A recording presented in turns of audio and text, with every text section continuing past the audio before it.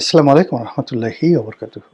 সম্মানিত দর্শক, আজকের এই ভিডিও যেদিন করছি সেদিন থেকে নির্বাচনের যে সময় তার ব্যবধান মাত্র 10 দিন। তো এই 10 দিন আগে অতীতের যে অভিজ্ঞতা, নির্বাচনের যে অভিজ্ঞতা, সেই নির্বাচনের অভিজ্ঞতায় আমরা শতভাগ নিশ্চিত হয়ে থাকি যে সুনির্দিষ্ট দিনে নির্বাচন হচ্ছে। ১। ২ নম্বর হলো যে অতীতের সবগুলো নির্বাচন কেবলমাত্র ২০০০ সেই ১৪ সনের যে নির্বাচন, সেই নির্বাচনের একেবারে ফল যেদিন প্রকাশিত হলো, সেদিন পর্যন্ত পুরো দেশ জাতি আশঙ্কা করেছিল যে নির্বাচন হবে না। তারপর পুরো দেশ জাতি আশঙ্কা করেছিল যে নির্বাচন হলেও সেই নির্বাচন টিকবে না। ২০১৪ সনে আরেকটা নির্বাচন অতি সত্বর হচ্ছে।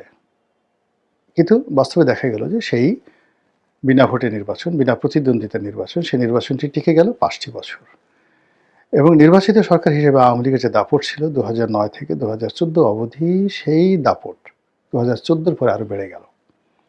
মানে আমাদের দেশের একটা কি বাজে কথা আছে যে মানে গাছের চাইতে মানে লতার দাপট বেশি, গাছের চাইতে পরগাছার ভাবসাব বেশি। তো জনগণের প্রত্যক্ষ ভোটে নির্বাচিত হয়ে ২০০৯ থেকে ২০১৪ অবধি আওয়ামী লীগ যে দাপটগুলো দেখিয়েছে, যে কর্তৃত্ব দেখিয়েছে, যে আত্মবিশ্বাস দেখিয়েছে, তার চেয়ে অনেক অনেক বেশি নেতিবাচক কর্মকাণ্ড তারা ২০১৪ থেকে ২০১৮ এই সময়টিতে করেছে। কোনো লাজ লজ্জা, মান অভিমান, কোনো ধরনের যাকে বলে দ্বিধা সংকোচ তাদের মধ্যে ছিল না। অ্যাজ ইট ইজ প্রথমে কয়েকদিন তারা চুপচাপ ছিল, প্রথম ৬ মাস। এবং নির্বাচনের সময় তাদের যারা সিনিয়র নেতৃবৃন্দ তারা বলার চেষ্টা করেছিল যে খুব অল্প সময়ের মধ্যে আমরা আরেকটা নির্বাচন দিয়ে সব দলের অংশগ্রহণ নিশ্চিত করব। স্বয়ং অর্থমন্ত্রী আবুল মাল আব্দুল মুহিত সাহেব এই কথাগুলো বলেছিলেন। কিন্তু পরবর্তীতে যখন দেখা গেল নির্বাচন হয়ে গেছে, অমনি সাবেক প্রধানমন্ত্রী গণভবনে বিশাল পিঠা পায়েস পুলির আয়োজন করলেন। তার অনুগত সাংবাদিক, সাহিত্যিক, নাট্যাভিনেতা, অভিনেত্রী, ব্যবসায়ী, আমলা কামলা সবাই সে উৎসবে অংশগ্রহণ করল। এবং সেখানে তিনি সকলের স্বতঃস্ফূর্ত অংশগ্রহণ এবং সকলের মধ্যে নির্লজ্জতা, বেহায়াপনা এবং ক্ষেত্রবিশ্বাসী, যেটাকে বলে ইত্রামি, এগুলো দেখে তিনি নিশ্চিত হলেন যে ভোট হয়েছে এটা নিয়ে তার লজ্জা বা দ্বিধার সংকোচের কোনো কারণ নেই। যদি লজ্জা থাকতো তা এই মানুষগুলো আসতো না। যদি লজ্জা থাকতো এই মানুষগুলো তাকে অভ্যর্থনা জানাতো না। যদি ন্যূনতম বিবেক থাকতো, এর কারণ হলো ২০১৪ সনের নির্বাচনের পরে যারা আওয়ামী লীগ করতেন তখনও পর্যন্ত দালাল ফড়িয়া, সেটা আওয়ামী দালাল ফড়িয়া, যেটা ২০২৪ বা ২৩ সনে পোস্তে পোস্তে একটা গোবর হয়ে গিয়েছিল, সেই গোবরগুলো তখনও পর্যন্ত কিছু ঘ্রাণ অবশিষ্ট ছিল। তো সেই মানুষগুলো যখন যে নির্বাচন হয়নি, যে নির্বাচন একতরফা হয়েছে, যে নির্বাচন বিনা প্রতিদ্বন্দ্বিতা হয়েছে, সেই নির্বাচন অনেকটা ১৯৯৬ সালের ১৫ ফেব্রুয়ারি নির্বাচনের মতো। কাজেই ১৫ ফেব্রুয়ারি নির্বাচনের পরে যে পরিণতি হয়েছিল সেই পরিণতি হবে, এটাই স্বাভাবিক। কিন্তু সেটা না হয়ে যখন সবাই তাকে কংগ্রাচুলেশন করছিল, সারা দেশ স্টপ হয়েছিল, বিরোধী যারা প্রতিপক্ষ তারাও অনেকটা টাসকি খেয়ে গিয়েছিলেন, তখন শেখ হাসিনা বুঝেছিলেন যে না, আমার লজ্জা পাওয়ার কোনো দরকার নেই, আমি ৫ বছর নিশ্চিন্তে নির্ভাবনায় ক্ষমতায় থাকব। তো সেই নির্বাচনটি ছাড়া অতীতের যে নির্বাচনগুলো হয়েছে, সেই নির্বাচনের পরে আমরা আগে এবং পরে আমরা সবসময় এটা নিশ্চিন্ত অনুমান করতে পারতাম কী কী ঘটতে যাচ্ছে, কে মন্ত্রী হবে, কে হবে না, কে এমপি হবে, হবে না, নির্বাচনে কে পরাজিত হবে, কে জয়ী হবে, এগুলো 90% অ্যাকুরেসি নিয়ে আমরা বলতে পারতাম। কিন্তু এবার কী হলো? এবার আমাদের দেশের কোনো জ্ঞানী গুণী পণ্ডিত কেউ আমরা বলতে পারছি না যে ১২ই ফেব্রুয়ারি নির্বাচনটি শতভাগ নিশ্চিতভাবে হচ্ছে। এবং এই নির্বাচনে যারা জনপ্রিয় তারাই নির্বাচিত হবেন, একথা কেউ বলতে পারছি না। যারা সবচেয়ে জনপ্রিয়, যারা নির্বাচিত হবেন বলা হয় ভবিষ্যৎ প্রধানমন্ত্রী, তারাও আশঙ্কা করছেন ইঞ্জিনিয়ারিং হতে পারে, ভোট ইঞ্জিনিয়ারিং হতে পারে। তারা আশঙ্কা করছেন ভোট চুরি হতে পারে। আবার তাদের যারা প্রতিপক্ষ, তাদের বক্তব্য হলো ভোট ডাকাতি হতে পারে। একটি পক্ষ রাষ্ট্রীয় সমস্ত সুযোগ সুবিধা নিয়ে যে তাণ্ডব চালাচ্ছে এবং যেভাবে তারা অন্যায় অবিচার, চাঁদাবাজি থেকে শুরু করে সব কিছু করে ক্ষমতায় যাওয়ার আগেই সব কিছু তারা দখল করে ফেলেছে। কাজেই ক্ষমতায় যদি তারা যায় তো স্রেফ ডাকাতি শুরু হয়ে যাবে। এই ধরনের ন্যারেটিভ নিয়ে প্রতিপক্ষর বিরুদ্ধে রীতিমতো কুরুক্ষেত্রের যুদ্ধ তারা শুরু করেছে। এই যুদ্ধের ফলাফল ভালো নয়। এই যুদ্ধের ফলে একে অপরকে আক্রমণ করছেন, একজন আরেকজনকে অসম্মান করছেন, রাজনীতির ময়দানের ভারসাম্য নষ্ট হচ্ছে এবং রাজনীতিবিদদের সম্পর্কে মানুষের যে ইতিবাচক যে চিন্তা এবং চেতনা, সেই চিন্তা এবং চেতনা নষ্ট হয়ে যাচ্ছে। এই গেল রাজনৈতিক মাঠের কথা। অন্যদিকে এখন যারা ক্ষমতায় আছেন, বলা হয়ে থাকে বা অনুমান করা হয় যে মার্কিন ডিপ স্টেটের পলিসি অনুযায়ী তারা ক্ষমতায় এসেছেন। শেখ হাসিনাকে হটানো এবং ডক্টর মোহাম্মদ ইউনূসকে ক্ষমতায় বসানো, বিপ্লবীদেরকে প্রিভিলেজ দেওয়া, এই সব কিছু একটা ম্যাটিকুলাস ডিজাইনের অধীনে হয়েছে ভেরি সাকসেসফুলি। এই কথাগুলো স্বয়ং ডক্টর মোহাম্মদ ইউনূসের যে বক্তব্য আমেরিকাতে ক্লিন্টন ফাউন্ডেশনে, সেই বক্তব্যের মাধ্যমে ফুটে উঠেছে।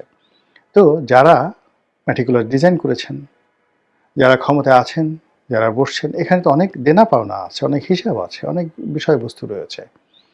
তো সেই বিষয়বস্তুগুলোর একটিরও তো সুরাহা হয়নি গত 17 মাসে। তাহলে যারা ডক্টর মোহাম্মদ ইউনূসকে ক্ষমতা আনার জন্য কষ্ট করেছেন, শ্রম দিয়েছেন, বিনিয়োগ করেছেন, অথবা যারা আন্দোলন করেছেন, লড়াই করেছেন, সংগ্রাম করেছেন, জীবন দিয়েছেন, অথবা গত 17 মাসে যারা এই বাংলাদেশের সব কিছুতে আমূল পরিবর্তন আনার জন্য মাথার ঘাম পায়ে ফেলে কাজ করেছেন, অনেকে আমেরিকা থেকে চলে এসেছেন, অনেকে তাদের জীবন, যৌবন, পরিবার, পরিজন সব কিছুকে ঝুঁকির মধ্যে ফেলে দিয়েছেন, তাদের কোনো আশা আকাঙ্ক্ষা সফলতার কোনো সুরাহা হয়নি।